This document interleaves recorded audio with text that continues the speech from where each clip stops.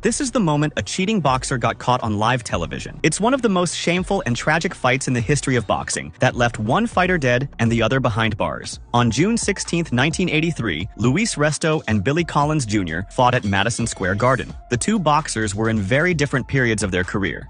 Collins at the time was a rising star. The 21-year-old had the potential to be a contender, winning all 14 of his professional fights with 11 knockouts. With his father as his trainer, Collins entered the ring that day as the safe bet. But things went tragically wrong for the young athlete. Luis Resto, the man who would face Collins in the ring, was a 28-year-old boxer born in Puerto Rico and raised in the Bronx. After 30 professional fights, his record stood at 19 wins and 8 losses, but it was his 8 knockouts that stood out. Resto wasn't known for his punching power. In fact, he was often seen as more of a technical fighter. Despite Collins being the favorite, it was clear from the moment the fight started that this was going to be no walkover. Resto came out strong from the very first bell, showing a level of aggression that immediately took Collins by surprise. Although Resto wasn't known for his knockout power, it quickly became clear that his punches, which were usually softer, were landing with an unusual intensity. By the time the fight had entered the middle rounds, Collins' face was already showing the toll of the punishment he was taking.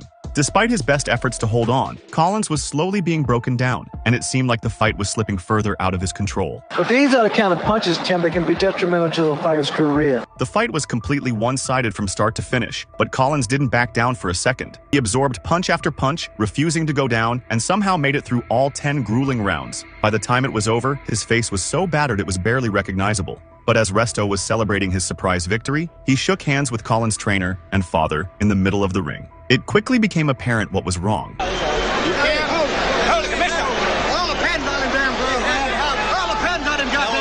As soon as Collins' father touched Resto's gloves, the former boxer knew that something was off. The authorities were immediately notified, and Resto's gloves were examined. It was quickly discovered that Resto's gloves had been tampered with. Up to half the padding in the gloves had been removed and replaced with chalk, allowing Resto to inflict considerable damage to Collins' face.